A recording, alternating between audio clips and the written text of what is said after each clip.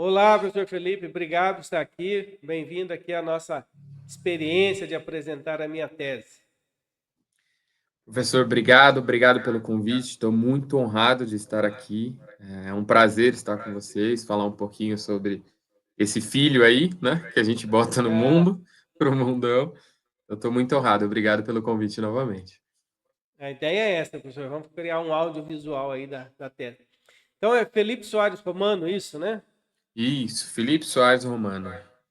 E da Com, onde, com... professor? Assim, sempre, a primeira pergunta que eu sempre faço é essa, né? Fiquei muito, estou muito curioso pelo teu tema. Mas da onde que surgiu a ideia, né, de analisar o turismo aí em estádios? Basicamente, assim, eu sou nascido e criado dentro de um estádio de futebol, basicamente, né? Meu Ah, tá. pai é muito fanático pelo Corinthians desde sempre, né? Ah, E também, assim, sócio do clube, então, desde um ou 2 anos já nadava na piscina do Parque São Jorge, passava o final de semana lá todinho, basicamente. E aí, essa paixão pelo futebol veio desde essa época.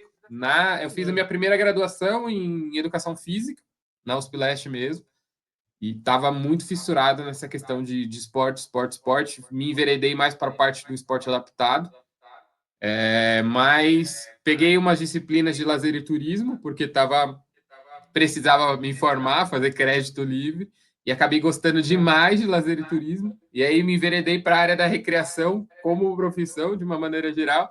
Mas meu trabalho de conclusão de curso, o primeiro foi sobre o Estatuto do Torcedor, na educação física, Ah, né? Como o Estatuto do Torcedor era ou não cumprido dentro da cidade de São Paulo. Aí depois, em lazer e turismo, eu fui fazer um intercâmbio em Portugal e lá eu fiz minha monografia, que foi sobre os legados da UEFA Eurocopa para Portugal. Então, peguei as partes positivas e as partes negativas, e a partir daí eu já não parei mais de estudar sobre essas questões. Quando eu voltei, entreguei o trabalho de conclusão de curso, já entrei no mestrado, e aí o mestrado foi sobre ah. a atratividade na Arena Corinthians, né? Mas a ideia era entender como é que a arena ia ser importante para o turismo de São Paulo. E aí tem uma parte importante dessa minha trajetória e da minha vida, né? Eu não sou corintiano. Isso foi uma grande decepção para o meu pai em Eu alguns acho que momentos. eu acho que para Ficou muita gente que muito está nos triste. assistindo agora também já é uma decepção. Exato. Não fiquei Brincadeira. triste, não fiquei triste.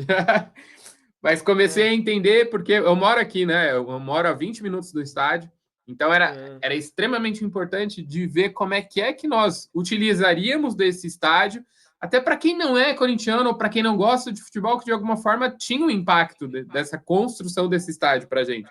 E não foram sim. poucos impactos e não foram poucos legados, né? Então, trabalhei bastante com essa questão, principalmente Hum.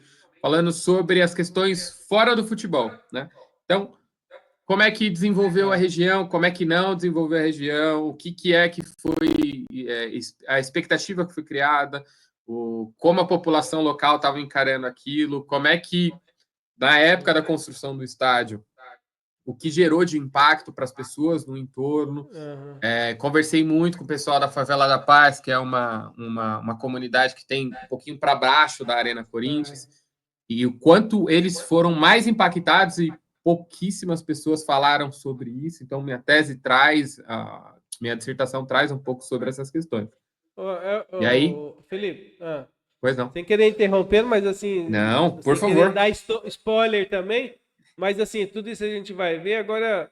Para o que o pessoal está apresentando para o pessoal, já falou um pouco do teu histórico, assim, eu estou presumindo que você então pega um período aí antes dessa fase arenas aí, né? Você conheceu aquela Uhum. realidade bem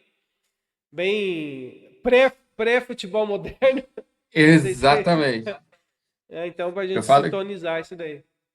eu falo que eu sou da época que tinha promoção da Nestlé Faz Bem, que você trocava 3 bolachas por um ingresso de jogo de futebol. Então, Pois é. eu sou dessa época aí especificamente, que eu lembro até hoje, acho que foi em 2004, 2003, 2004, na época da Libertadores de São Paulo, que você comia R$ 50 no Habib's e trocava por ingresso.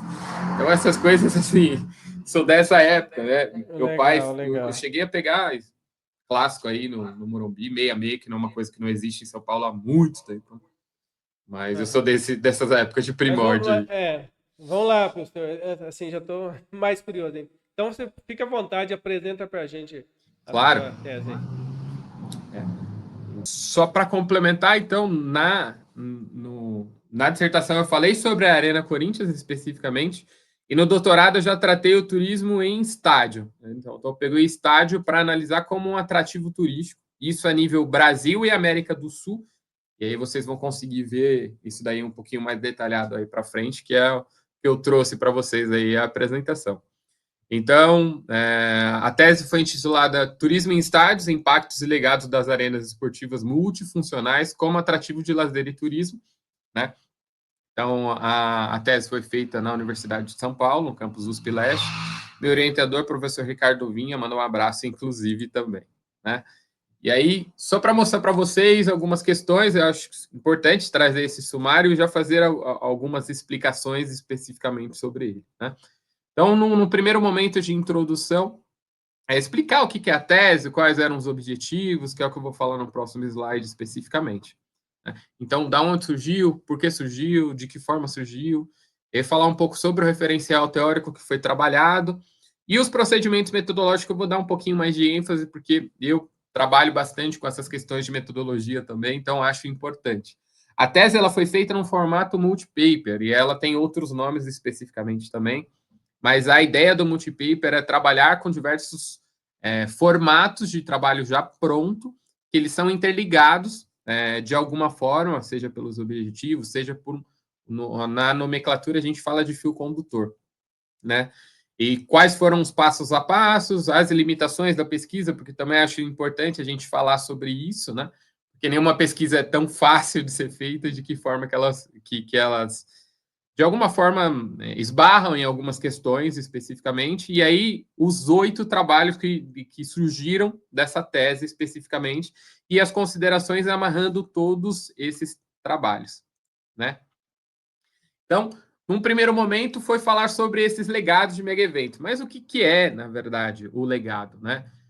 Um pouco antes, por que estudar os legados especificamente? Né? Então, nós vivemos aí a década de ouro dos legados dos mega eventos esportivos. Então, começamos oficialmente aí com 2007, o Pan-Americano do Rio, e aí nós tivemos, desde então, os Jogos Mundiais Militares em 2013, nós tivemos, não na parte esportiva, mas tivemos a Jornada Mundial da Juventude, que também foi no Brasil, se não me engano, em 2011. 2013 teve a Copa das Confederações. 2014 nós tivemos a Copa do Mundo, que foram 12 sedes aqui dentro do nosso país. 2016 as Olimpíadas do Rio e as Paralimpíadas do Rio de Janeiro, que também aconteceram. E aí a gente fecha esse ciclo de questões esportivas aí trabalhando com a Copa do Mundo Feminina, que vai ser em 2027 aqui dentro do nosso país, né? Mas entender o que era, o que é esse legado que tanto se fala, especialmente na época de planejamento, muitos deputados, vereadores, ministros trouxeram bastante. Não, por causa é importante trazer isso por causa dos legados. O que nem todo mundo fala é que existem os legados negativos também, né? Que é um pouco do que a gente vai abordar nesse sentido. Mas o legado é basicamente o que fica para a cidade sede depois que o mega evento vai embora. Então, em questão de infraestrutura, em questão de logística, de mobilidade, de desenvolvimento da cidade, especialmente pela área do turismo, que é um dos setores que mais usufrui dessa questão dos legados, né? E aí entender o legado do estádio. O estádio ele é uma parte bem importante em questões financeiras, para um desenvolvimento de um mega evento esportivo. Então, a gente fala, por exemplo, aqui no Brasil, tivemos remodelamento de 4 estádios, a construção de outros. A Arena Corinthians foi um dos que foi construído, né? E para se ter uma ideia da Arena Corinthians, por exemplo, ele, num primeiro momento, o planejamento era para que ele custasse 800 milhões de reais. As últimas contas que eu parei de fazer em 2023, o estádio estava custando 1,6 bilhão de reais, que seriam divididas entre o próprio clube, governo estadual, governo federal e lei de incentivo vindo pela CID, da Prefeitura de São Paulo. Então, o estádio custa muito. né? A Arena de Brasília foi o estádio mais caro, né, na época, já na época da construção, o planejamento era 1,2 bilhão.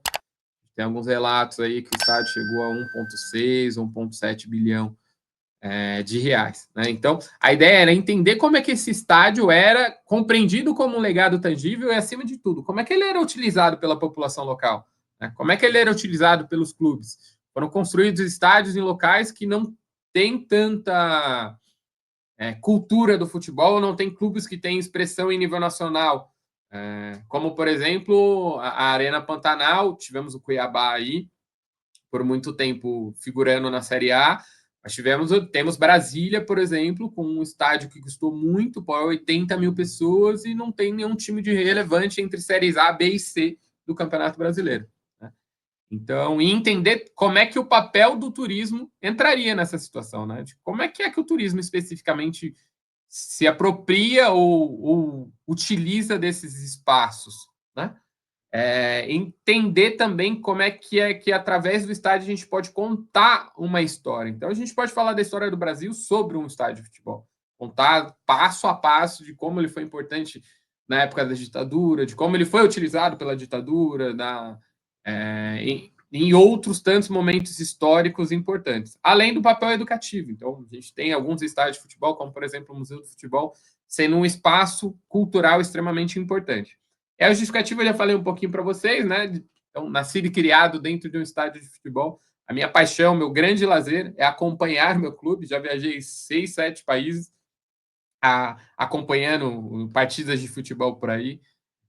Já conheci 10 estados brasileiros por causa do futebol. Então, essa justificativa pessoal é o que eu sempre brinco com os alunos, até época de TCC, mestrado, doutorado. Falo, gente, amem os assuntos que vocês vão tratar. Porque amando já às vezes fica complicado, você cansa de trabalhar com ele. Se você não gostar de imediato, existe uma chance de você ter problemas aí a posterior. E acadêmica também, porque é extremamente importante a gente ter um desenvolvimento da área dentro desses espaços, até porque o turismo precisa se apropriar ainda mais desses espaços. E aí a pergunta problema é como se sucede a utilização e a promoção das arenas esportivas para o setor de lazer e turismo do Brasil. E aí o objetivo principal do trabalho era esmiuçar as correlações, os usos, os procedimentos, as perspectivas e os planejamentos entre as atividades turísticas e a promoção de lazer no estádio de futebol. Ou seja, tentar abranger o máximo possível de como os estádios ou as arenas esportivas elas eram utilizadas dentro do lazer e turismo. E a gente tem, dentro do referencial teórico, trabalhar sobre as questões de como é que surgem os mega eventos esportivos, que é um pouquinho do que eu falei aí dessa última década, né? Então, tentar entender como é que foi feito o planejamento, o que se teve de possibilidade de atrativo, de possibilidade de legado, se isso se concretizou ou não, dentro das diferentes cidades, né?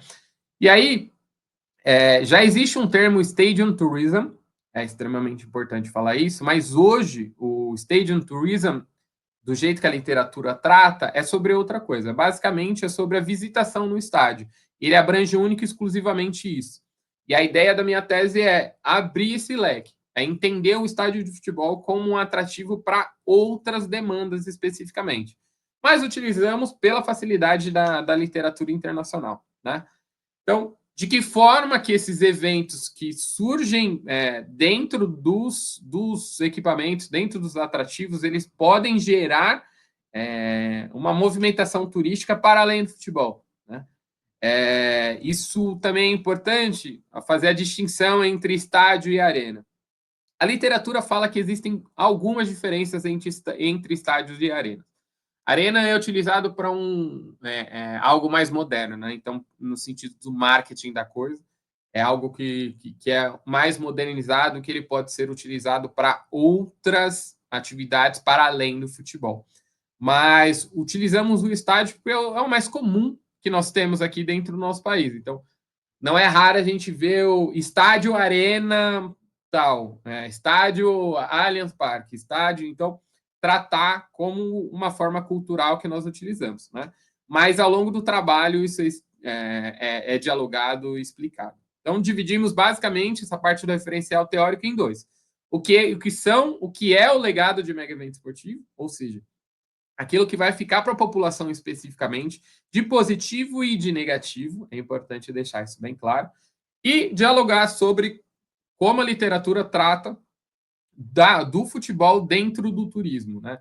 Então, a ideia da tese no primeiro momento é falar sobre o turismo esportivo de uma maneira geral, e aí a gente já começa a abordar o turismo de futebol ou turismo futebolístico, porque começa a crescer, e isso já vem lá com o professor Sérgio Paes, em 2009, com a tese dele, falando sobre como o turismo de futebol ele engrandece tanto que ele já não cabe mais nesse guarda-chuva, ele ainda faz parte do turismo esportivo, mas ele já merece uma análise, já tem um tamanho para ter uma análise específica. E aí eu trago essa possibilidade do turismo em estádio, abordando dentro do turismo de futebol e dentro do turismo esportivo, né? E aí as limitações das pesquisas, e gente, não foram poucas, assim, e é importante dialogar com vocês, que é perseverar, pesquisar nesse país também é perseverar, né? É ir atrás, insistir, incomodar e, se for o caso, pegar as pessoas e falar assim, não, eu preciso muito conversar com você especificamente. Então, muito dificultoso conseguir entrevista com gestores que trabalham nessas áreas. E assim, 99% foi indicação da indicação, então foi muito difícil encontrar as pessoas, mas deu, na maioria das vezes, tudo muito certo, né? Acesso a algumas bases de dados internacionais, então, esse é um pouco do que a gente dialoga em sala de aula, até em questões de método especificamente, né, de como a gente luta para publicar as nossas teses, nossos trabalhos em grandes plataformas, em qualis alto, e aí isso acaba ficando restrito de alguma forma, porque essas plataformas precisam de acesso e precisam, muitas vezes essas plataformas são pagas, né? Então, tivemos dificuldade de acessar algumas bases, mas trabalhos especificamente aqui de brasileiros, a gente tem uma rede que a gente consegue isso um pouco mais fácil, né? Peguei a Covid-19 no meio do trabalho, da execução do trabalho. Então, assim que eu ia para campo, veio a Covid e aí mudou os planos. Já estava me desenvolvendo para tentar fazer uma parte do doutorado sanduíche, e aí veio a Covid-19 e acabou atrapalhando os planos, né? Coisas que acontecem. Informações fidedignas, e aí quando a gente fala, muitas informações foram perdidas ao longo do tempo, especialmente em plataformas de governo federal, em sites que foram criados para falar sobre, e simplesmente não existem em tudo, ou a maior parte do que nós temos hoje, está tudo dentro dos artigos científicos que foram prints, ou ações, ou trabalhos que, de alguma forma, trabalharam com essas questões, né? Além de dados de visitação de equipamentos, que são dados muito fechados quando a gente trabalha especificamente com algumas empresas ou instituições privadas, eles ficam meio receosos de liberar esses dados de visitação que nós temos. E aí trabalhamos especificamente com vários tipos de abordagens e procedimentos metodológicos. E aí eu vou dar um pouquinho mais de ênfase nesse sentido, porque eu acho que é importante a gente pensar nessas questões metodológicas até a longo prazo para alguém, se alguém em algum momento quiser fazer uma replicação em outros países e pensar nesse sentido, né? Então, nós tivemos uma abordagem qualitativa, descritiva e exploratória, e aí, no primeiro momento, tivemos análise documental, né, para tentar fazer essa parte de contexto histórico, caracterização, o que teve dentro do planejamento, e os usos desses espaços. Uma descrição bibliográfica, então, quais foram as bases de dados que nós utilizamos aí para uma tese especificamente? Usei muitas plataformas e muitas bases, o Enels, CAPS, Doge, Emerald, Redalyc, Microsoft Academic, Cielo, Science, Taylor, Francis e teses e dissertações da USP, além da exploratória, que foram a observação participante, além de questionários, aplicação de fotos. Então, esses foram os procedimentos que nós realizamos num primeiro momento para tentar abordar o máximo possível. Dentro das técnicas, então, observação participante, que foi feita em diário de campo, roteiros e relatórios de observação, registro fotográfico, os questionários que foram aplicados com os visitantes desses espaços, né? E aí, em outro momento especificamente, com os gestores, além da análise de conteúdo que foi feito para de Bardan, né? A análise de conteúdo de Bardan, e basicamente tentamos triangular o que tinha dos visitantes com o que tinha disponível dentro dos atrativos e dos gestores que estavam pensando além do referencial bibliográfico. O formato é um multipaper, então já mostro isso para vocês com um pouquinho mais de ênfase, mas a ideia do multipaper é fazer diferentes trabalhos já prontos para serem publicados, né, já trazendo um formato mais de artigo ou de resumo expandido, o que vai de alguma forma facilitar, né? E o local, eu não vou citar todos, mas foram quatro países e cerca de 18 estádios de futebol que, de alguma forma, eu fiz a análise, né? E aí, trabalhando especificamente com o formato multipaper, né? Ele tem alguns outros nomes, né? Então, por exemplo, ele pode ser encontrado como modelo escandinavo, ou PAD Publication, ou Publish Work, depende especificamente de como você vai buscar. Mas o formato multipaper talvez seja o mais comum. Então, ele é basicamente um conjunto de artigos que eles podem ser escritos, e geralmente são escritos com a autoria do orientador, né? É importante destacar que cada trabalho tem a sua característica própria, e isso talvez foi o que mais motivou a utilizar o multipaper, porque utilizava muitos métodos completamente distintos, ainda que dentro de um mesmo segmento, para trabalhar com essas questões, né? Então, para mim, ficava um pouco mais fácil. Como a gente tem um fio condutor ou algo que liga entre esses trabalhos, é extremamente importante a gente não perder isso de vista, né? Nesse formato multipaper. Esses artigos ou esses trabalhos, eles podem e devem ser submetidos em locais diferentes, mas ele não pode ser aquele salami science, né? Que é basicamente você pegar um trabalho e dividir ele em 300 outros trabalhos. Então, cada um tem a sua metodologia e tem uma abordagem completamente diferente, né? E aí a grande facilidade para mim, especificamente, foi agrupar essas referências em uma única sessão de trabalho. Obviamente, na hora de fazer a publicação, isso me deu um pouquinho mais de trabalho, que era literalmente buscar, mas aí com os softwares que nós temos hoje em dia, isso já facilita. E eu trouxe as vantagens e as desvantagens desse formato, né? A agilidade na produção e publicação, que já facilita, né? Você tem uma maior flexibilidade de mandar o artigo ou o trabalho científico para uma análise já para publicação ou para um evento especificamente, né?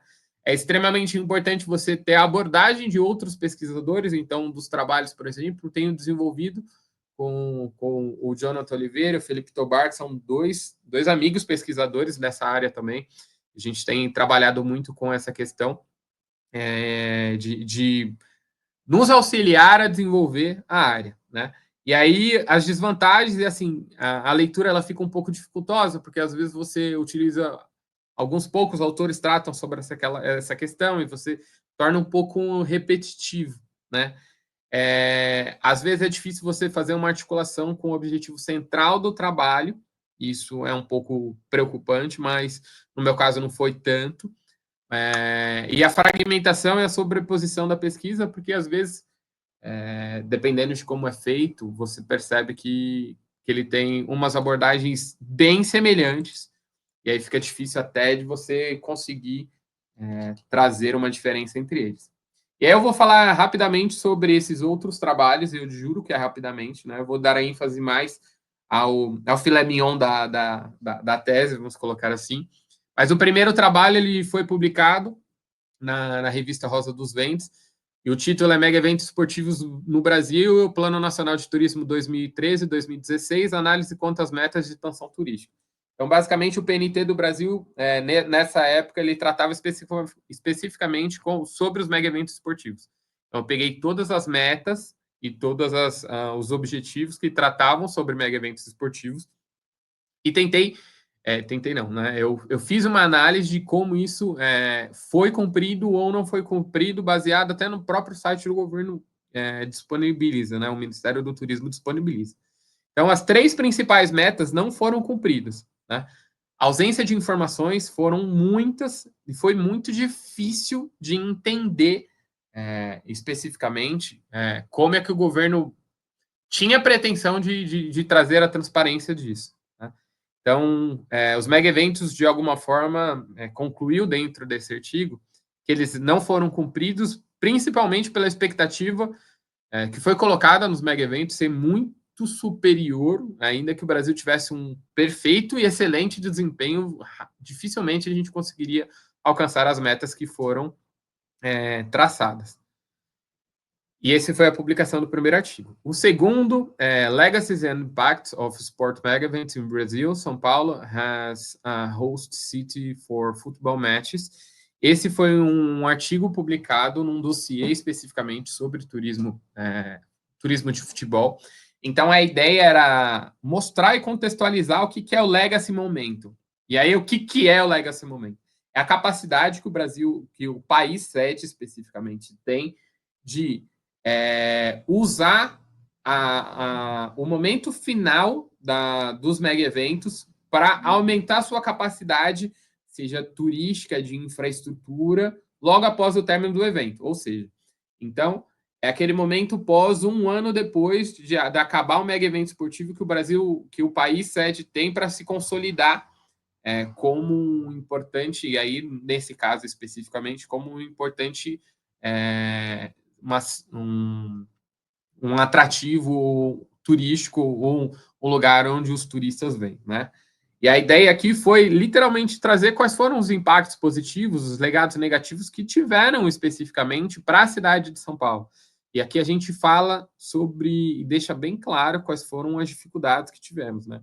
Então, por exemplo, na citação dos moradores especificamente, de Itaquera começa por causa da canalização de um rio que se passavam na arena, eles canalizaram para o centro da cidade, e aí, com pouca quantidade de chuva, começava a ter muito alagamento especificamente. Gentrificação, então, expulsão da população local para mais periferia, e o estádio já era construído na periferia, então começaram a empurrar a população um pouco mais para trás.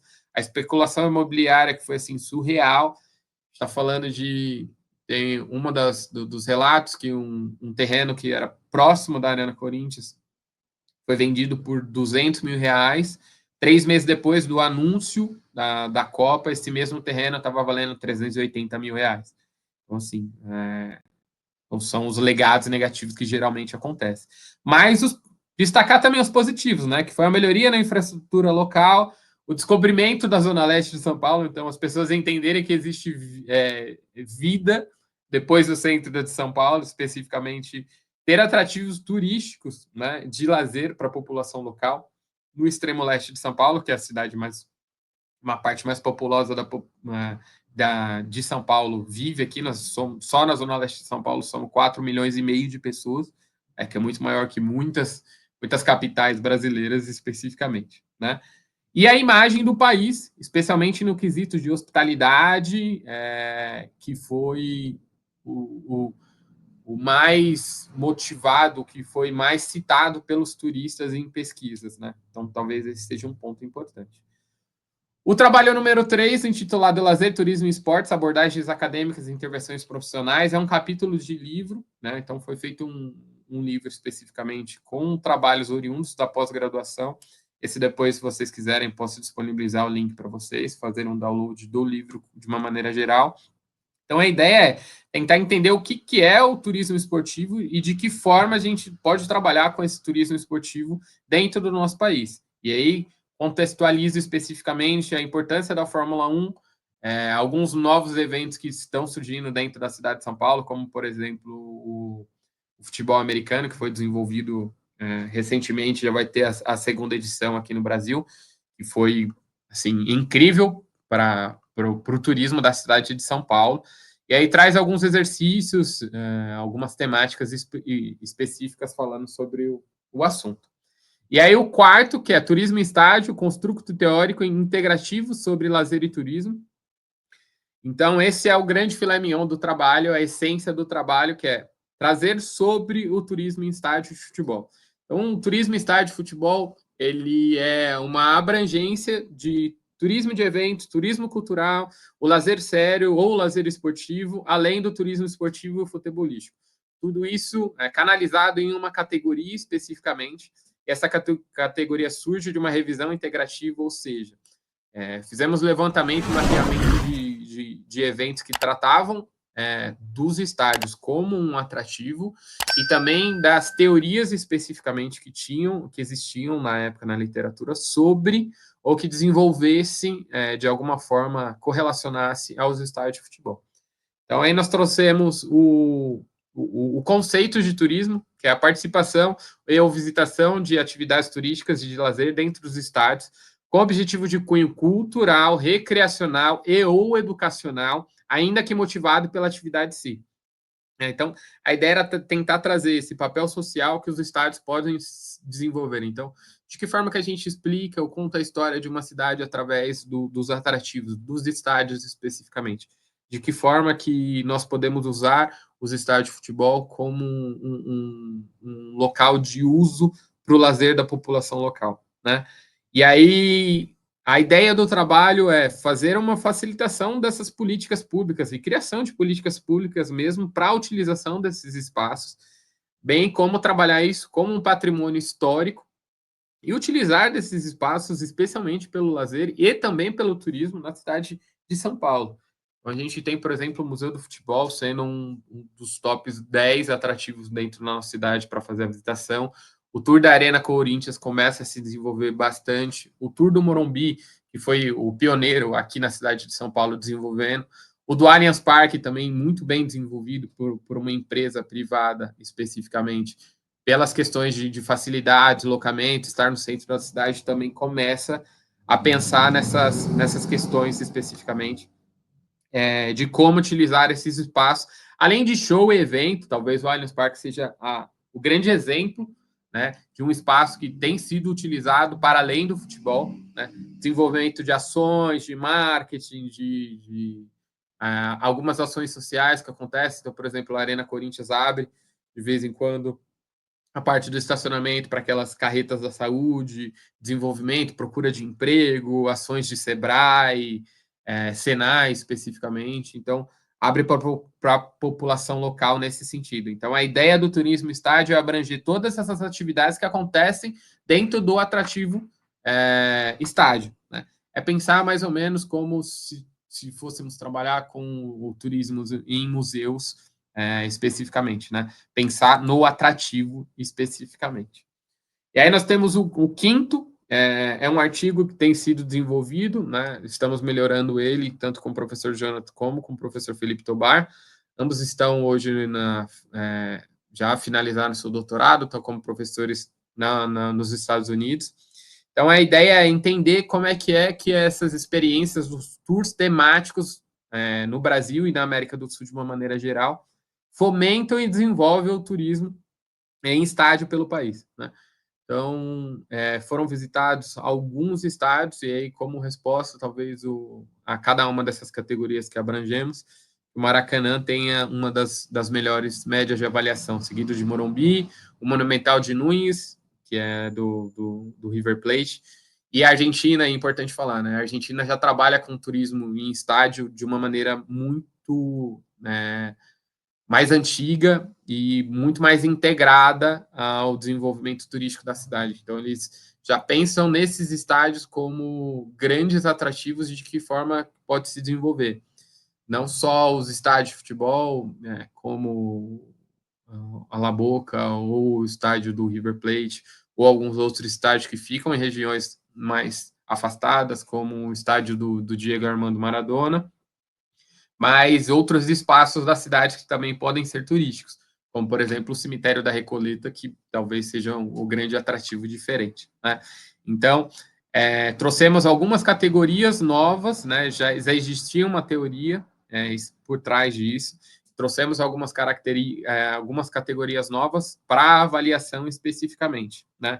E aí nós tivemos alguns estádios, basicamente, que não apresentaram um bom desempenho, como foi o Parque São Jorge, o Estádio das Laranjeiras, mas detalhe importante, né, que o tour do Fluminense das Laranjeiras hoje ele já é bem diferente, então ele já mudou.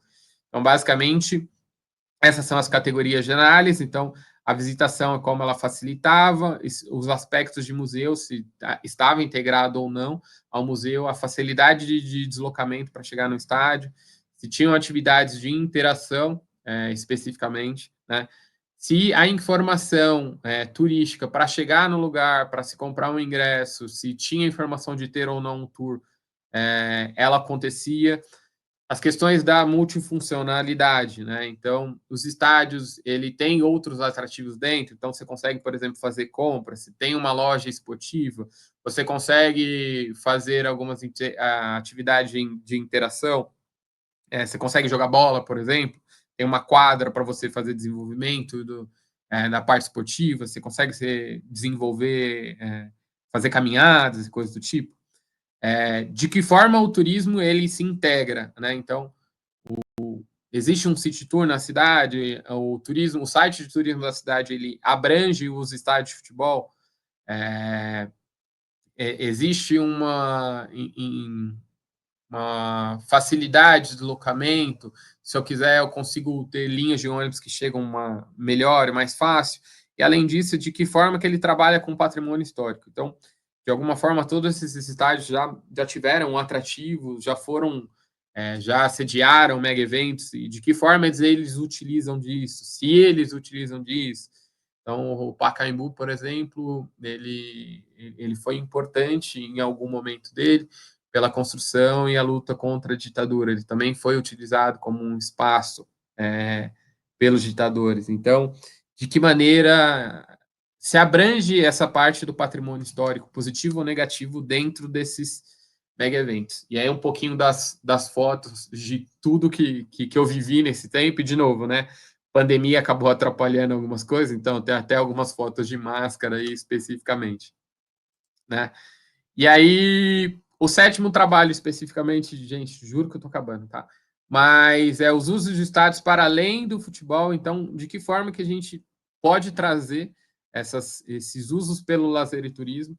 E aqui, abrangendo especificamente os conteúdos culturais de lazer, então dividindo por cada uma das categorias, de que forma que a gente pode utilizar, quais são as ações que já acontecem e o que poderia acontecer, não só nesses estádios de futebol que foram visitados, mas outros que querem integrar circuitos turísticos de uma maneira geral. E os últimos dois trabalhos, perfis e motivações de viajantes brasileiros em turismo e estádio de futebol, apontamentos do lazer sério e o turismo futebolístico, né? Então, esse especificamente era para entender o deslocamento. Eu peguei um público específico, que foi em 2022, o São Paulo chegou à final da Copa Sul-Americana, e foi o maior deslocamento especificamente de torcedores que nós tivemos até o Mundial aqui, que a gente ainda não tem os dados, mas provavelmente deve passar. Deslocamento de pessoas de um país para o outro em épocas de paz, né? Então, nós temos algumas estimativas aí que cerca de 20 a 25 mil torcedores são paulinos foram para Córdoba, na Argentina. Então, foram realizadas entrevistas, e aí a gente traçou um perfil especificamente de quem é que foi fazer essa visitação, né?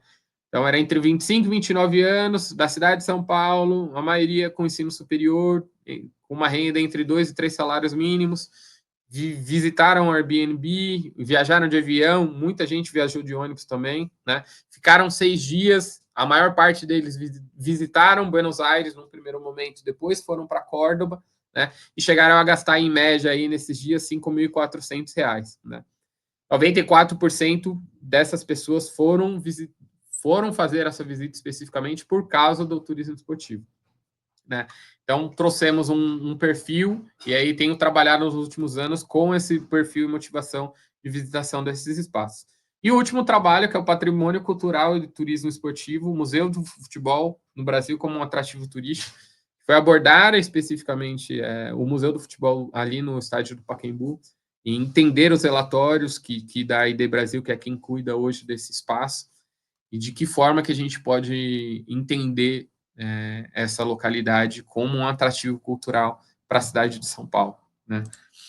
E aí, de uma maneira geral e amarrando todos os resultados que a gente trouxe, tá? E aí eu juro eu já estou finalizando, pare de falar um pouco, pelo menos por enquanto, né? Que é o estádio como espaço de lazer e turismo, entretenimento, educação e cultura. Então, dentre as diversas variáveis que nós tivemos aí dentro dos estádios, de entender de como ele pode ser utilizado em cada uma dessas categorias, né? A diferença no planejamento e na execução, então, muito foi planejado, muito foi prometido e pouca coisa foi entregue, especificamente nas questões dos legados, né? E de como foi traçada uma meta e daquilo que foi concluído especificamente, né? Então, é importante aquele artigo especificamente do PNT, traz bastante sobre essas questões. Falta de transparência na execução dos mega eventos esportivos, ou seja, né, as coisas foram feitas, não foram feitas da maneira que deveriam ser e custaram muito mais. E nós tivemos, por exemplo, alguns estádios que no dia da estreia, como foi o Mineirão, na Copa das Confederações, já teve problema de alagamento e enchente, né? Porque houve problemas no processo de licitação, né? Elaboração do conceito do turismo em estádio, especificamente, a difusão do estádio como patrimônio histórico-cultural. Importantíssimo falar sobre o uso desses estádios para além da modalidade de futebol, especificamente, né? Então, tem um espaço que custa 1,2 bilhão e ser utilizado só para futebol é um desperdício, né? Então, pensar em ações, em desenvolvimento de projetos, seja com a prefeitura local, sejam com os gestores, sejam com instituições privadas ou públicas, principalmente com o público do entorno, que sofreu bastante com a construção desses espaços, mas pouco usufruiu, né? Aqui a gente no Brasil tem muita dificuldade com relação à rivalidade, então tratar especificamente como entender que, por que eu vou usar o estádio do Corinthians se eu sou palmeirense? Então, tem muito dessas questões especificamente tratadas. E, por fim, a inexistência do relacionamento com o trade turístico. Então, a gente percebeu muita dificuldade dos gestores sentarem, conversarem com os administradores da arena, especificamente de como eles se organizam ou deveriam se organizar, até mesmo com as PTURs, de tentar trazer os estádios como grandes atrativos. E é isso. Obrigado pela atenção de vocês. E aí segue meu contato, também tem um Instagram para quem quiser fazer o acompanhamento. Bem, Felipe, assim, parabéns, assim, um assunto que apaixonante, ainda mais para nós, né, que amamos futebol aí, né, e sempre, desde sempre, o futebol foi uma pauta que eu falava para os alunos assim, ó, se é do turismo, põe o futebol na pauta que, né, rende em ambos os sentidos aí. Mas deixa eu falar assim, ó, fiquei mega curioso com um monte de coisa, não sei nem onde começar, mas assim, vamos Bora lá. pela limitação do objeto aí, né? Você selecionou, falou 18 arenas, 18 estádios, arena. Mas Foi. antes de falar dos 18, o que eu fiquei aqui na minha cabecinha aqui é o seguinte: você coloca lá legado das arenas esportivas. Você falou aí, mas não sei se eu perdi. O conceito da arena em si, você considera o quê? Aquele estádio que foi renovado, que ganhou infraestrutura, que foi repaginado e que pode fazer diferentes eventos? É esse ou não? Aquele estádiozinho no sentido, né, mais histórico, assim, ele não entra nesse caráter, né? Qual a definição da arena aí, vamos dizer? Basicamente, assim, a gente teve que utilizar de uma categorização que fosse mais comum, né? Então, assim, eu não fiz distinção entre estádio e arena, eu basicamente peguei todos os estádios ou arenas e, de alguma forma, foram legados ou trabalharam com mega eventos ou fazem parte de circuitos turísticos das cidades. Então, eu não fiz um primeiro momento de distinção entre estádio e arena. Mas ficou muito visível, por exemplo, que todos os estádios que foram remodelados tiveram notas maiores, porque tem uma infraestrutura por trás, né? Então, de que forma que ele, por exemplo, uma das categorias é análise tecnológica. Então, como é que você pega um estádio que, sei lá, foi construído na década de 90, 2000, não passou por nenhuma reformulação, tem alguns problemas claros de infraestrutura, mas de que forma que ele trabalhou com essas questões? Então, a gente tem, por exemplo, o La Bombonera, que talvez seja o grande estádio que é um estádio, não se denomina, não trata como uma arena. Tem a parte interna, né? Passou por uma reformulação muito recente, toda a parte interna, mas a infraestrutura do estádio continua a mesma, né? Então a gente, nesse trabalho especificamente, eu não abordei, mas trouxe a diferença entre arena, então, e estádio, mas não quis entrar nessa discussão porque dá uma outra tese especificamente, né? Isso é muito interessante, porque eu fiquei aqui quebrando a cabeça, porque assim, e até meio preconceito, né? Porque eu falava arena moderna e tal, mas se você pegar, você falou Bomboneira, pega o Pacaembu hoje, né? Pega algum. Eles têm um valor cultural e espaço de multi-eventos, né? Que é bem interessante, né? Não precisou de todos esses 1 bilhão para fazer, mas ele Exatamente. tem a mesma função, até mesmo para a localidade, né? Sim. E aí ele facilita muito essas questões. Aí, uma das coisas, por exemplo, que eu trouxe do mestrado, a grande dificuldade das pessoas usufruírem da Arena Corinthians, e eles apontavam isso como algo negativo, é a localização. Porque primeiro, não está acostumado a vir para a Zona Leste de São Paulo. Segundo, do centro para cá, cerca de 40 minutos. Então, essa questão de deslocamento, para eles, é muito difícil. E aí, comparativamente, o Allianz Parque está no centro da cidade, né? Literalmente, você está muito próximo. 10 minutos de qualquer lugar, você chega no Allianz Parque. O Morumbi também tem a sua questão de deslocamento, mas o Morumbi está aí desde os anos 70. Então, começou a desenvolver a região, o estádio do Morumbi. Hoje já tem acesso facilitado no metrô próximo. Então, assim, é de se pensar nessas questões também. Agora, assim, esses investimentos, mega estádio, mega investimento que foram feitos para os eventos, mega evento que você citou aí, eles pegam o caso de Itaquera lá, vamos lá. Ele, quanto maior o investimento, maior se expulsou a comunidade local ou não. As arenas conseguiram, no seu Sim. entorno, movimentar culturalmente e tudo mais. Olha, sinceramente, não existe uma correlação especificamente. Quanto mais caro o estádio, mais se Sim. expulsou, porque cada região teve uma diferença. Aqui no nosso país, eu acho que eu posso citar, talvez, o grande processo que teve de gentrificação foi o remodelamento do estádio de Fortaleza.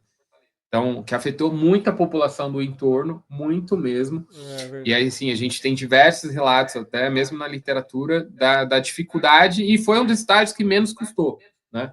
Alguns estádios, por exemplo, a Arena Corinthians, ela foi pensada em desenvolver uma região específica. Então, pensou-se na Zona Leste de São Paulo, poderia ter sido escolhido outros lugares para isso. Mas a grande questão, especificamente, de entender de como a população do entorno foi enquadrada ou como foi abordada para fazer parte do planejamento. E já de imediato te digo que não teve, né? Teve no Rio de Janeiro, a gente teve aquela demolição do museu dos povos originários, indígenas, que era do lado do Maracanãzinho.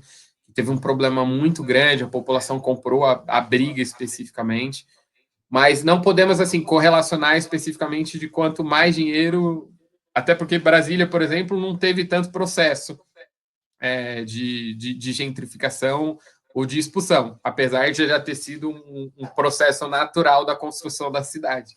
Né? Mas aí é outro papo para outros assuntos, mas não podemos correlacionar assim diretamente, não. Agora, os mais modestos, vamos dizer assim, né, ou talvez mais históricos aí, você pegar o caso do La Bombonera e você colocando na tua tese ali a da Gávea e Laranjeira, se não me engano, né? Isso.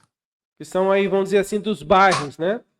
Uhum. Só que o La Bombonera é o estádio e seu entorno, né? Você não consegue pensar só o estádio Bombonera. Isso acontece também com esses mais modernos do Rio de Janeiro ou não? Perder essa questão da vida do entorno, de abrir para a comunidade, no caso Eu específico acho da que Laranjeira e no da caso Gávea. a Gávea eu fiz a visitação, mas eu não incluí no trabalho, porque eles estavam num processo de reforma muito grande e eu peguei o antes e o durante, então eu não consegui fazer o depois. Hum. Então, mais o da Laranjeira especificamente, ele parece que. Como é que eu vou falar isso?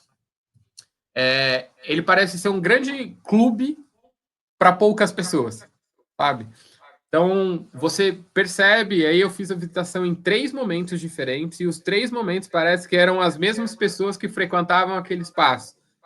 Seja pela falta de divulgação, então a gente tem pouquíssimas informações de como e de que é possível fazer a visitação naquele lugar, naquele espaço. Tanto que no dia que eu cheguei para fazer a primeira visitação, eu falei assim, não, vim fazer o tour. Aí o cara da segurança falou assim, mas não tem tour aqui. Eu falei, não, mas tem tour aqui. Ele, não, não tem. Eu falei, eu tenho certeza absoluta que tem. Eu mostrei o site para ele especificamente, né? Que tinha algumas informações, até na Rio Tour, tá meio perdido lá no site, mas tem, né? E aí consegui conversar com a menina, ela falou, ó, o nosso tour tá em reforma, mas entra aí. E aí, tipo, sabe, uma coisa que assim, vai lá e faz por sua conta e risco, assim, sabe? Não tem um incentivo especificamente sobre isso. E é completamente diferente de um La Bombonera, porque o La Bombonera ele está integrado à cidade, né? Então, para quem já foi lá para La Boca, sabe que o estádio ele faz parte de um roteiro. Você não vai para o estádio e vai embora. Você entra, vai no estádio, começa aí a entrar naquelas vielas, naquelas ruas, começam a ver o que tem ali de gastronomia local, as atividades de tango que acontecem ali. E uma coisa que me chamou muita atenção foi de como eles sacam o turista, né? Então, uma parte importante é o turista brasileiro. Então, geralmente, o turista brasileiro está ali com a sua camisa de time. Você entrou na loja com a camisa do time, ele já vai lá e coloca o hino do seu time na música, para te incentivar a consumir. É uma estratégia também. Então, é muito mais essa questão de como você usufrui, né, do entorno do que especificamente de uma infraestrutura disponível. Né? A gente tem, por exemplo, o Ninho do Urubu aí, algumas pesquisas mais recentes que ainda não soltei nenhum artigo nem nada no tipo. Você cria uma infraestrutura gigantesca para desenvolvimento de um turismo que pode usufruir daquele espaço e o clube não está interessado, então você tem dificuldade de acesso. A mesma coisa em Cotia. São Paulo tem um CT gigantesco em Cotia, uma parte importante do desenvolvimento da cidade de Cotia seria utilizar ali um espaço como um atrativo. Só que não é bem visto com bons olhos para ninguém. Então a gente não tem acesso. Então é mais questão assim, de organização e planejamento. Alguns não aproveitam, né, o potencial que tem, né? Felipe, agora Exatamente. no começo lá da tua tese, você fala muito da questão dos legados dos grandes eventos, né? Não sei se a tua geração é da minha, mas a minha geração, nós ficamos aí muito tempo, acho que desde a Olimpíada de Barcelona, 82, acho que lá que surgiu uma equipe que trabalhou, que repaginou Barcelona para Olimpíadas. E a gente sempre vem seguindo essa linha, olha, os grandes eventos podem trazer grandes transformações, vão deixar muito legados e não sei o quê. Você cita uma relação de mega eventos aí, né? Desde... Você citou a primeira, eu acho que não sei se é Pan-Americano. Bem, Sim, mas o primeiro. passado toda essa... Pan-Americano em primeiro, 2007, né? isso. Passado toda essa década aí, talvez, de grandes eventos, realmente, assim, tipo, compensou? Quer dizer, assim, realmente nós ganhamos com esses grandes eventos. Então, quando eu falo ganhamos, eu falo tudo, tá? Sociedade, turismo, tipo... Realmente, eu não quero usar a palavra valeu a pena, assim, porque tá... Mas é basicamente isso, né? Mas assim, é um caminho para se seguir para um país em desenvolvimento, buscar grandes eventos para se desenvolver? Eu diria que sim. O que nós tivemos, especificamente, é assim, eu não vou pensar muito para responder, porque se eu pensar muito para responder, eu não vou falar e... né? Se pegar nos Isso. detalhes, não dá, né? Exato. Mas, assim, vale bastante a pena se você tiver uma comissão ou algo, um órgão fiscalizador extremamente importante que vai entender e vai divulgar uma ampla divulgação sobre aquilo que está sendo desenvolvido. Né? Então, por exemplo, Sydney.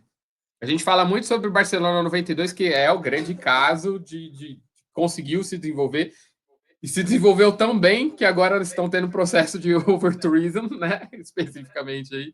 Mas vamos pegar Sydney ou Pequim, que seja. são duas cidades que se desenvolveram turisticamente, né? Agora nós tivemos aí, muito recentemente, a retirada da obrigatoriedade de visto para o brasileiro, e o brasileiro já figura entre os 4 países que mais visitam a China, pelo menos nesse ano. Então, você consegue mostrar a imagem do país e falar assim, ó, venham para cá, a gente tem tanta coisa legal para se fazer, independente da área e da categoria que você queira. Belezas, atrativos naturais, nós temos o desenvolvimento esportivo de uma maneira geral, nós temos atrativos naturais, nós temos vulcões, nós temos atrativos culturais, então Muralha da China, ou Sydney com aquela ópera, que é o grande atrativo. E você começa a desenvolver algumas cidades do lado. Isso foi extremamente importante. Tá? Então, uma das cidades que mais recebeu turista foi Foz do Iguaçu, na época da Copa. Teve algum estádio em Foz do Iguaçu? Não teve. Mas já aproveitaram de estar no país e falaram assim, eu vou conhecer um atrativo que facilite e ajude bastante. Então, teve uma divulgação muito importante de Foz. Quem ganhou com isso também? Argentina e Paraguai, pela facilidade da tríplice fronteira. Né? Então, vai muito dessa questão de como se organiza, como se planeja especificamente. Então, assim, vale a pena, vale. Para o caso do Brasil, a gente teve vários problemas, né? Então, se a gente pegar pela memória, 2013 foi o ano da Copa das Confederações, mas também foi aquele momento dos protestos, do não venham para cá. Só que tudo já tinha acontecido, já estava tudo pronto para os turistas virem para cá. E isso assustou um pouco a população, os turistas que viriam, e muitos deixaram de vir. Né? Mas tudo que já tinha acontecido não foi por causa do mega evento especificamente, foi de quem se usufruiu, né?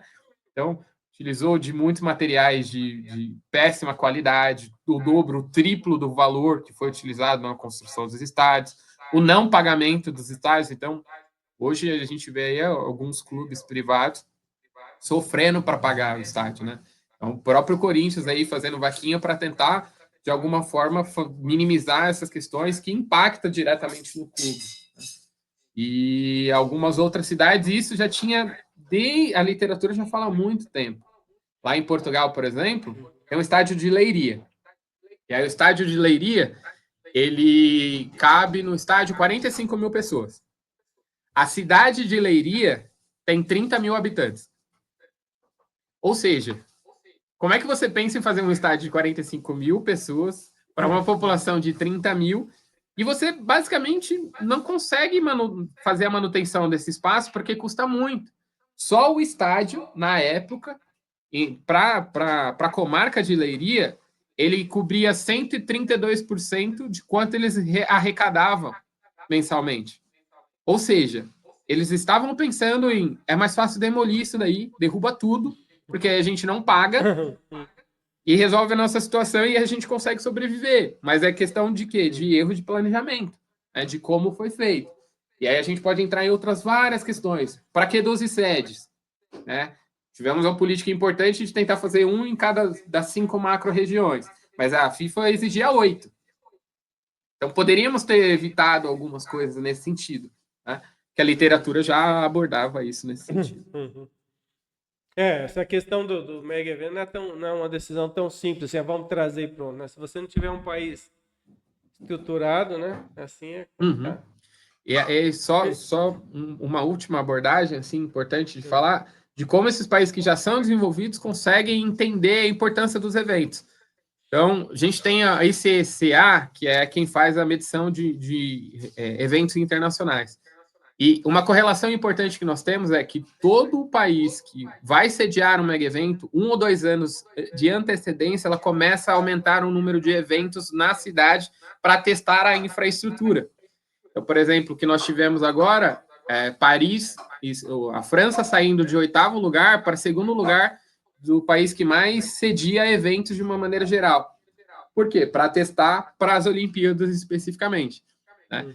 Então, é importante fazer essa correlação também, né, de como o turismo se apropria aí pelo setor de eventos também. Desculpa, professor.